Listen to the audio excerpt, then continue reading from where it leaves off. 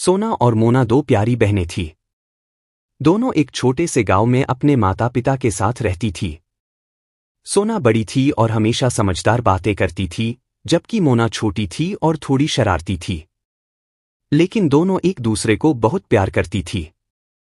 एक दिन दोनों जंगल में खेलने गई। जंगल के बीच एक बड़ा सा आम का पेड़ था और उस पेड़ पर मोटे मोटे आम लगे हुए थे। मोना ने देखा और बोला, दीदी, ये आम कितने अच्छे दिख रहे हैं। चलो इन्हें तोड़ते हैं। सोना ने कहा, पर मोना, हमें अपने मम्मी पापा ने पेड़ पर नहीं चढ़ाना सिखाया। अगर हम गिर गए तो क्या होगा? हमें अपने आप पर विश्वास नहीं है। मोना ने हंसकर कहा, दीदी, बस थोड़ा सा चढ़ना है। क्या होगा? मैं चढ़ जाऊंगी और आम तोड़ लूंगी। सोना ने मना किया, लेकिन मोना ने नहीं सुना और पेड़ पर चढ़ने लगी। कुछ देर तक सब ठीक था, लेकिन अचानक मोना फिसल गई और वो नीचे गिरने लगी।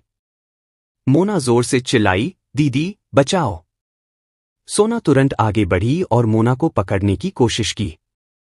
वैसे तो मोना थोड़ा नीचे गिर गई थी, लेकिन सोना ने उसे पकड़कर बचा लिया। मोना को थोड़ी चोट लगी थी, लेकिन वो बच गई थी।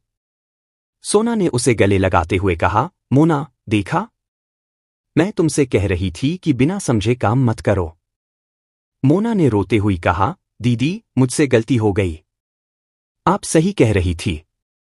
अगली बार मैं बिना सोचे कुछ नहीं करूंगी। सोना ने कहा, चिंता मत करो। सब ठीक है, लेकिन याद रखो, हमेशा समझदारी से काम लेना चाहिए। तभी दरवाजे से उनकी मां उन्हें ढूंढते हुए आई। मां ने पूछा, तुम दोनों ठीक हो ना? क्या हुआ?